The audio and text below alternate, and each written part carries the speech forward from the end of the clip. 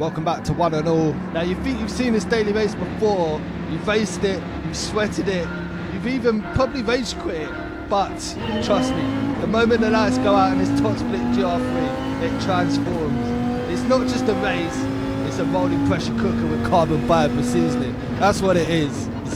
Today we've got 6 laps, medium tyres, no mercy, no room and absolutely no moment to breathe. It's bumper to bumper, mirror shaking downforce and full alert racing. And in deep forest, that means threading the needle through the blind corners, holding your nerve in those tunnels and praying the guy behind you knows where his brakes are.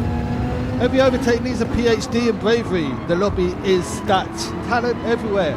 These drivers didn't just climb the ladder, they punched through the ceiling and set up a lounge chair at the top. And with the Gr.3 machinery, one small mistake and you're suddenly sightseeing and drinking water with the deers.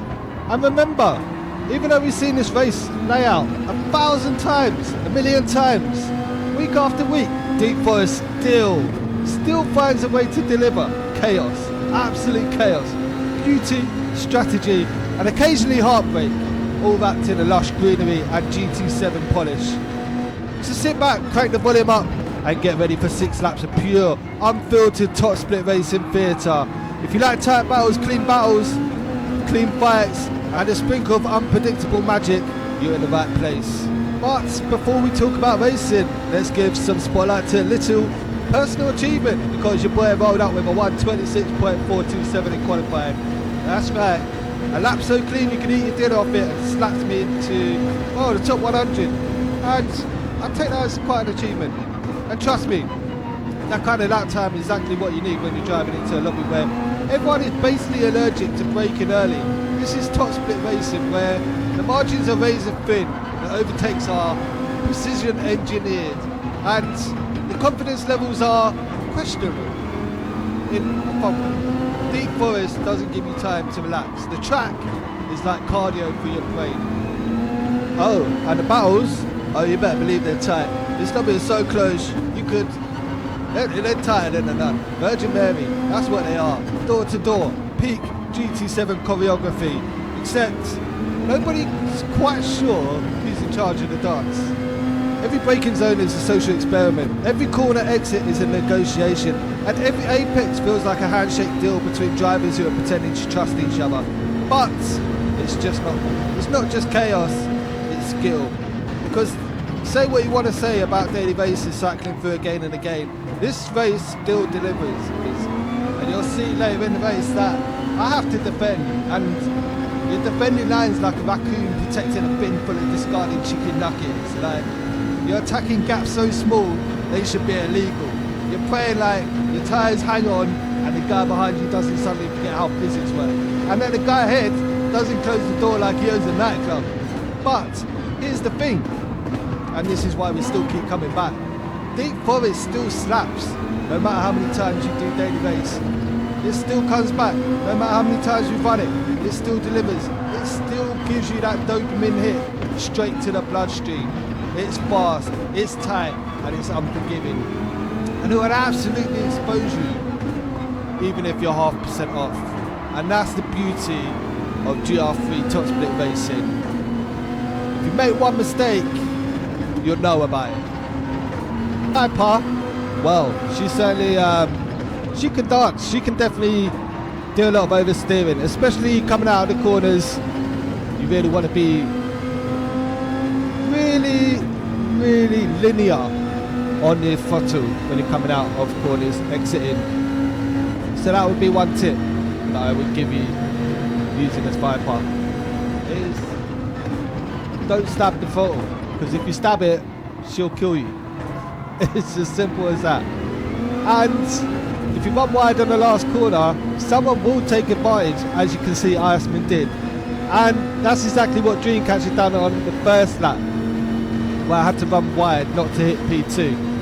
So, you will get taken advantage of if you avoid other cars. And slipstream is on. So, if you're behind someone on the straight, you will probably overtake them. So, be careful when you're coming down into T1, because you will need to brake slightly earlier than what you would normally do. So here we are on lap 4. And we're just sitting behind Iceman.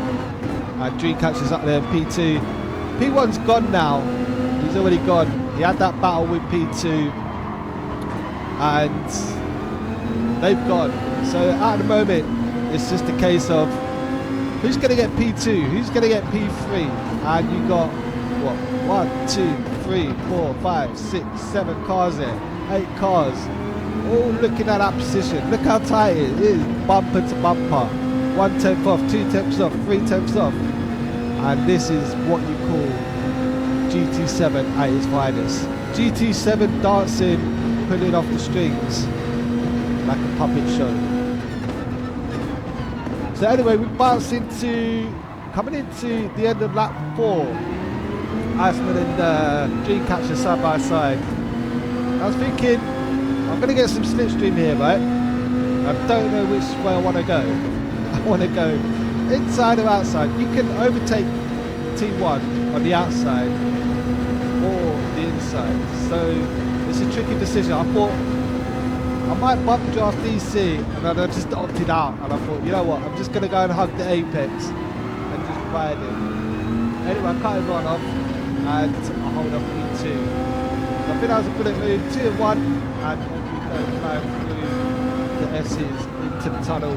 And what I would say is just do a lot of trail braking until you get to about here and then get on the power. A lot of this tunnel section is just using your brake.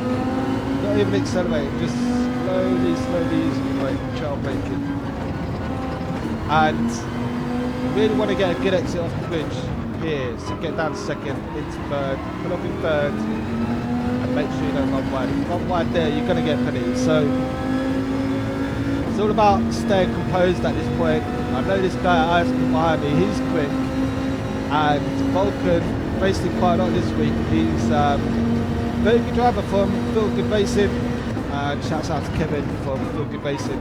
Both very good drivers, had lots of races with them this week, and we've had some fantastic battles. So I would say this is race of the week. I've had so many this week, so there's been a lot to choose from, but this was quite intense. And when I talk about GT7 being intense, this is what I mean. We're side by side, we're lap 5, coming into the last lap, and I've got VULCAN right behind me. Even though he's got a half-second penalty, he's still putting pressure on. He could still overtake, he can still get half a second ahead, but he will get penalised later in the race. So at this point, I'm like,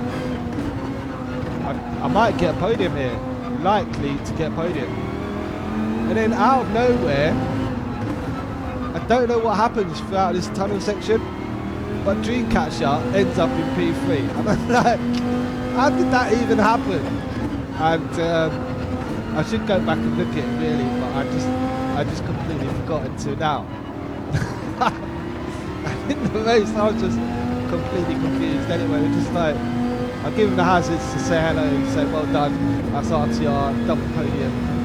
And obviously P1's gone, but yeah, it was a battle for P2, and just making sure we keep composed until the very end. So I hope you enjoyed the race. If you're not subscribed to the channel, please do subscribe, like the channel, and yeah, hopefully you've got a good combination next week. I'll do some more daily races over the weekend, so if you're online, try and find me. I'll be in Top Split Daily Race B. Until next time, take good care. All the best.